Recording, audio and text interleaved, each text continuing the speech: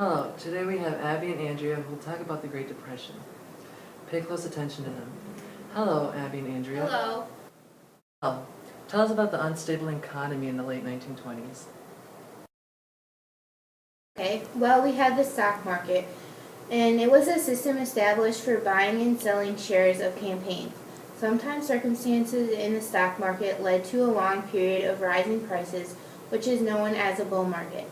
In the late 1920s, a prolonged bull market convinced many Americans to invest heavily in stocks. By 1929, between 3 and 4 million Americans owned stocks. As the market continued to soar, many investors began buying stocks on margins, meaning they made only a small cash down payment.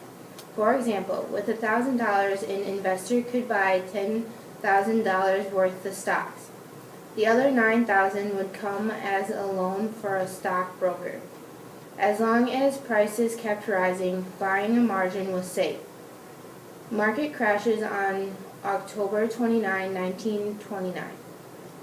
That day, stocks lost $10 to $15 million in value. Some $30 billion was lost. The stock market crash was not the major cause of the Great Depression, but it hurt the economy and was a key factor in beginning the Great Depression. And banks. When stock values collapsed, the banks lost money on their investments, and the speculators defaulted on their loans. Many banks cut back drastically on the loans they made. This is important because this helped put the economy into recession. Some banks were forced to close. News of bank failures worried many Americans. They began to make runs on the nation's banks, causing them to collapse. During the first 2 years of the Depression, more than 3,000 banks, which was over 10% of the nation's total, were forced to close. This is important because people thought they'd lose their money if they didn't act fast. How about the underlying conditions? Can you talk about that? Oh, sure. Although the United States was facing economic issues, they still had time to escape from reality. About 60 to 90 million walked into a fantasy world of thrills and romance. Moviegoers also loved cartoons. Walt Disney produced the first feature-length animated film, Snow White and the Seven Dwarfs, in 1937. MGM produced The Wizard of Oz, a colorful musical that lifted viewers' spirits. Arts and literature also flourished in the harsh and emotional 1930s, and homeless and unemployed became the subject of pictures and stories. Grant Wood led the regionalist school. Wood's most famous painting, America Gothic, portrays a stern farmer and his daughter in front of their humble farmhouse. A portrait pays tribute to no-nonsense. Midwesterners also at the same time gently making fun of their severity. We have bank holidays. Across the nation, people stood in long lines with paper bags and suitcases, waiting to withdraw their money from banks. By March 1933, over 4,000 banks had been collapsed, wiping out 9 million saving accounts. In 38 states, governors declared bank holidays, closing the remaining banks before banks' runs could put them out of business. On Roosevelt's inauguration, most of the nation's banks were closed.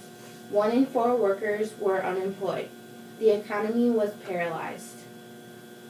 The Great Depression must have been the worst, I'm guessing. Talk about the economic changes. Okay, well, most economists agree that overproduction was a key cause of the Depression. More efficient machinery increased the production capacity of both factories and farms. Most Americans did not earn enough to buy up the flood of goods they helped produce. During the 1920s, many Americans bought high-cost items, such as refrigerators and cars, on the installment plan, where they would make a small down payment and pay the rest in monthly installments.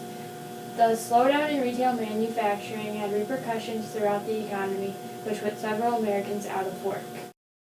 Finally, we have the Dust Bowl, which is farmers soon faced new disasters when crop prices dropped in the 1920s. However, Midwestern farmers left many of their fields uncultivated. Beginning in 1932, a terrible drought struck the Great Plains. The soil dried to dust because there was no rain.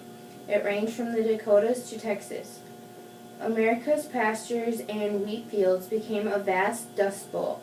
Those who couldn't keep up with the drought had no choice than to pack up their belongings into old cars or trucks and head west, hoping for a better life in California.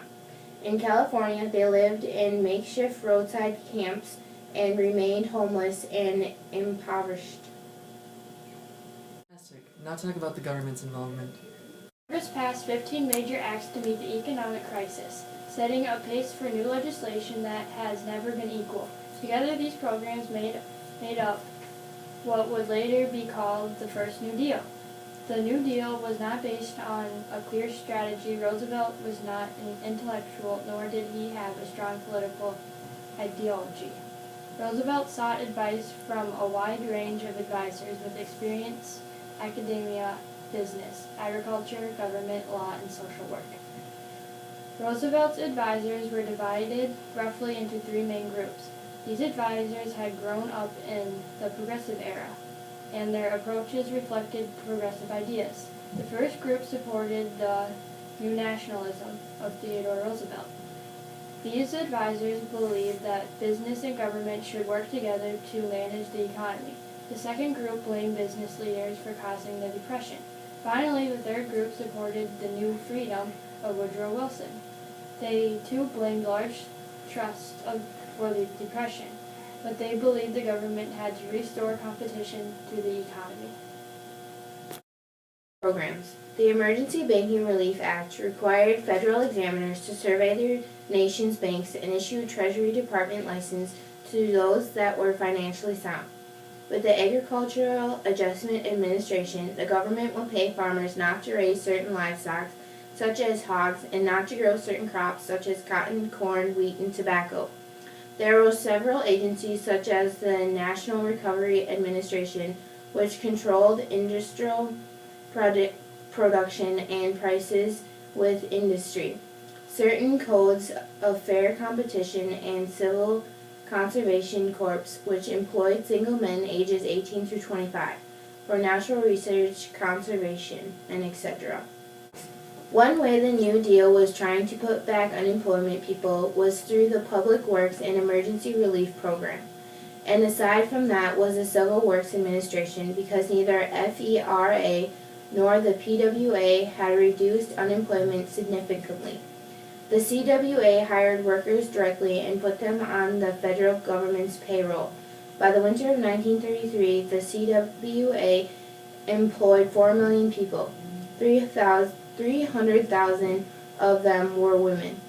The agency built or improved 1,000 airports, 5,000 miles of roads, 40,000 school buildings, and 3,500 playgrounds, parks, and playing fields. By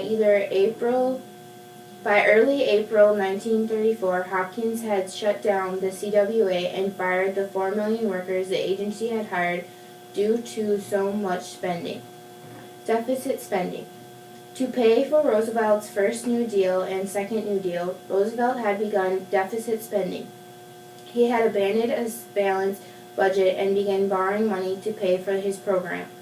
The left wanted the government to intervene even more dramatically in the economy to shift wealth from the rich to middle-income and poor Americans. This is important because this is what led to the Great Depression and what also led to what is the U.S. today. Alright, thank you for taking your time here. That's all we have for today, folks.